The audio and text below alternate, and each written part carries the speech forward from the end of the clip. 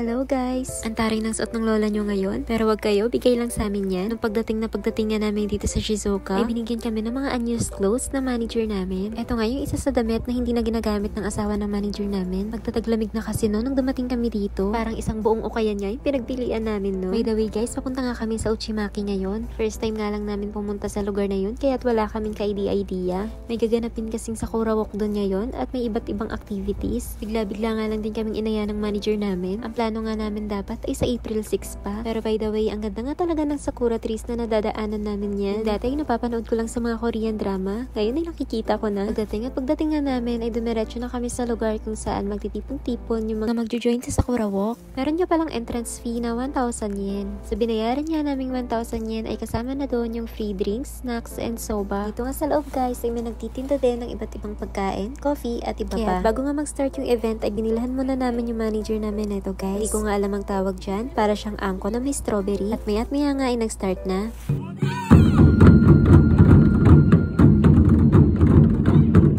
Ang gagalingan nila guys. Parang feeling ko nga ay nasa Bon Odori lang ako niyan. After nga niyan guys ay meron pala mga special guests. At andito nga yung member of House of Representative ng Japan na si Yoko Kamikawa-sama. ということで、皆さんがの、思いが通じたということで、今日は頑張っていただきたいと思います。 Kilalang kilala nga daw yan dito sa Japan guys. Hindi nga namin ina-expect na kilala niya kaming tatlo. Tapos nakipag-shake hands pa at nakipagkaywaan. Nagpa-picture na rin kami nun guys. And after nga, lumabas na rin kami. Nag-start na nga rin pala yung Sakura Walk. Dito nga sa Uchimaki guys ay merong more than 350 na puno ng sakura. Medyo disappointed nga kami kasi ilan pa lang yung nag-bloom na sakura. At habang naglalakad nga kami guys ay meron kaming nadaanan na nursing care home facility. Nakagaya sa facility na pinagtatrabahuhan namin. Merong mga nakasilip na matatanda at kumakaway sa amin. Konnichiwa. Konnichiwa. Konnichiwa. Itadakimasu.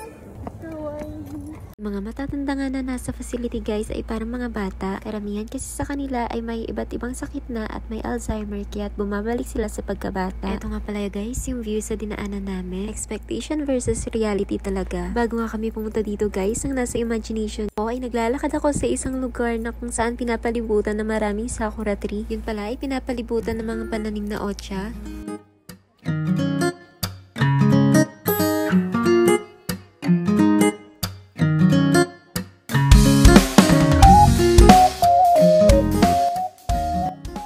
Dito nga yung unang stop by namin. Meron silang pinapamigay na cold tea. Hindi ako mahilig sa ocha guys, pero nagustuhan ko to. Siguro dahil cold tea at sumakto lang sa panlasa ko. Yung next destination naman yan natin ay yung may pa free snacks. Binibiro nga ako ng mga kasama ko para daw kung nasa Sailor Moon. First time ko nga lang magsuot ng ganito guys. Kapala na lang talaga ng mukha at wala naman tayo sa Pinas. Normal na lang kasi para sa kanila yung gantong outfit. Nakarating naman nga kami dito guys. Itong lugar nga ay tinatawag na Keseitera. Isa nga itong temple at hindi ko alam kung anong history na itong temple na to. Nakapila nga kami yan guys para makakuha kami ng ocha and snacks. Bago nga kami makakuha nun ay kailangan namin ipakita yung entrance ticket. Yung mga cute na bata nga yung nag-serve sa amin netong ocha. Siguro kasing idaran lang to ng panganay kong anak. Napakasipag na mga bata no. Yung mga Japanese kasi mahilig sumali sa mga gantong volunteer. Kaya kahit mga bata pa lang talaga ay pinapasali na nila sa mga ganito. Bago nga kami makakuha ng ocha guys ay kailangan namin magganto. Hindi ko nga alam kung ano ang tawag dyan. Bahala na basta nakikisabay lang kami kung ano yung mga ginagawa nila. Ang next naman guys ay pipila naman tayo para makakuha ng taiyaki. Angko din yung laman niya. Hindi ko nga alam kung bakit gustong-gusto ng mga Japanese yung angko. Ito nga guys ay sweet red bean paste or mas kilala sa tinatawag na angko dito sa Japan. Ito nga ay gawa sa Adzuki beans or red beans and sugar. Pangalawang beses ko na nga na itong makatikim ng taiyaki guys. Siguro mas masarap yung taiyaki na una kong natikman. Kasi yung taiyaki na una kong natikman ay tinoast ko pa ng 2 minutes sa oven. Kaya't medyo crunchy yung tinapay no. Pero dahil hindi nga ako mahilig sa beans, itinanggal ko nga lang yung palaman. At eto nga taiyaki na binigay sa amin guys, dahil hindi nga siya toasted ay hindi ko masyadong nagustuhan. Malambot nga yung tinapay neto, kaya't puro gilid lang yung kinain ko. Tingnan nyo naman yung itsura ko habang kinakain to, sa pilitan na lang talaga. Kahit nga yung dalawa kong kasama ay hindi rin mahilig sa angko. Kasama rin kasi namin yung manager namin, kaya't hindi rin pwedeng hindi namin kainin to. Naubos ko na nga yung tinapay guys, at puro angko na lang yung natira, ay nilagay ko na lang nga sa bag ko. And dito nga sa Uchimaki guys, ay hindi lang pananim na mga ocha ang meron din ditong strawberry farm. Ang sarap nga mag-strawberry pick and eat dito. Tuwing taglamig lang daw kasi, merong mga namumunga bunga na strawberry. Andito nga ay malapit na kami sa third destination namin. Ang Shizuoka nga ay kilala sa largest tea producing region in Japan. At ang lugar nga ng Uchimaki guys ay nagre-refer sa isang specific tea growing regions and a family of tea farmers. And eto nga ang lugar ng third destination natin guys ay tinatawag na Moriochi Tea Farm. And hindi ko na nga alam yung background na itong farm. Moriochi siguro yung family name na itong may-ari ng tea farm. And pagkarating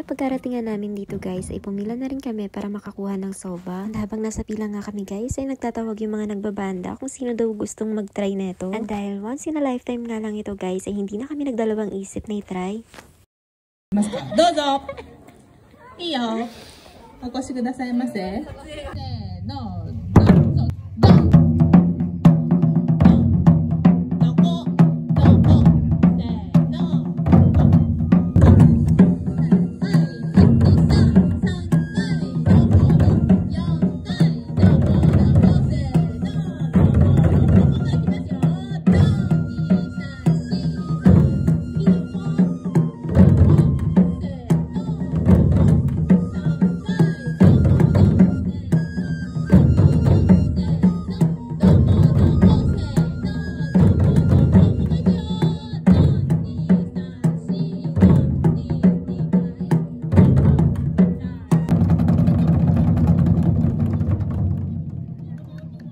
Super nag-enjoy nga kami dito guys. Hindi nga namin inaasahan na matatry namin tong ganito. Dalawa nga lang kami dyan at yung isa namin kasama inauna na nga sa pila. Nagutom na raw kasi kaya't nauna na rin kumain.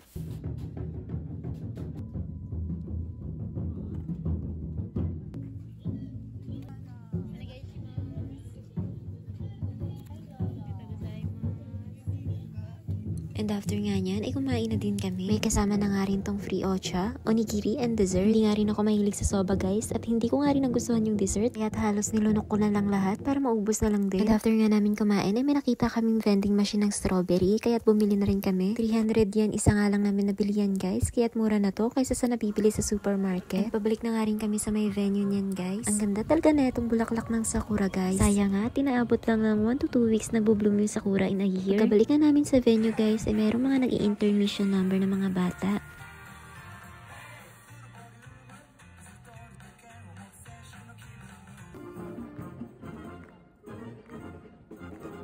And eto nga yung last part na inaabangan namin bago kami umuwi. Yung entrance ticket kasi namin guys ay kasama na siya sa paraffle. Yung mga prizes nga nila ay mga gulay, isang box ng strawberries at iba pa. Ang swerte nga na itong kasama namin at nabunutan siya sa papremyong gulay.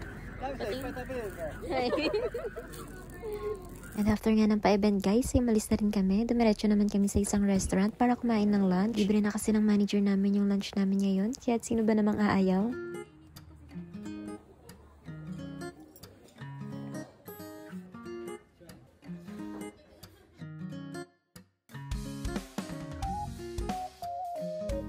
Grabing busog namin yan guys. Yung tigi isang malalaking servings ng ramen kasi yung kinain namin. Tapos may pinaghatian pa kaming ibang pagkain. Ngayon na nga lang ulit ako nakakain ng ramen guys. And after nga namin kumain, ay dumiretso naman kami sa isang Jinja malapit sa bahay namin. Hindi nga namin ina-expect na ganito yung aabutin namin. Sabi kasi ng manager namin ay akyat kami ng Jinja para matanggal yung kabusugan namin. Ay naku, grabing pagod namin dyan. Tingnan nyo naman yung mga kasama ko. Pagod na rin. Sukong-suko na nga kami yan. Kada nakakaakyat nga kami sa hagdan, ay ina-expect namin na sana yun na yung last. Kaso marami pala kaming hagdan na pinagdaanan.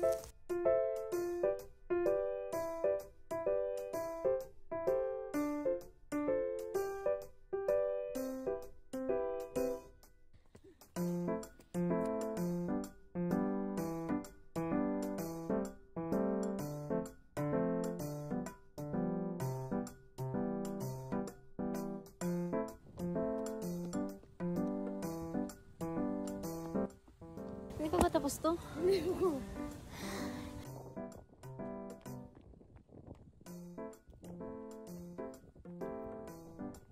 Pero sa bawat hagdan niya na nalalampasan namin ay sobrang satisfying ng view. Hindi nga namin ina-expect. And instead na mapagod ay mas lalo pa kaming nai-excite kung ano pa yung view na makikita namin sa mas matataas na lugar.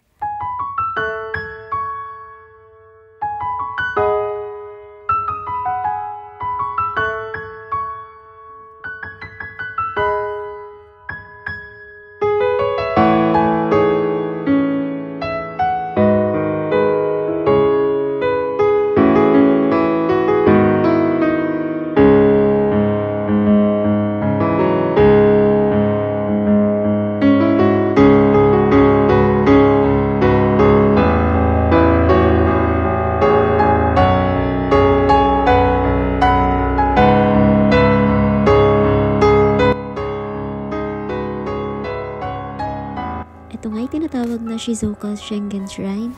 Hindi ko nga alam kung ilang steps to bago marating yung pinakatuktok na itong jinja.